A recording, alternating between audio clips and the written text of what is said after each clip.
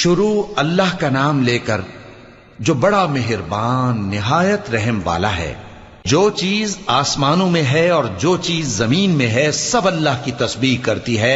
उसी की सच्ची बादशाही है और उसी की तारीफ है और वो हर चीज पर कादिर है। वही तो है जिसने तुमको पैदा किया, फिर कोई तुम में काफिर है और कोई मोमिन। और जो कुछ तुम करते हो अल्लाह उसको देखता है। उसी ने आसमानों और जमीन को हिकमत से पैदा किया और उसी ने तुम्हारी सूरतें बनाई और सूरतें भी अच्छी बनाई और उसी की तरफ तुम्हें लौट कर जाना है।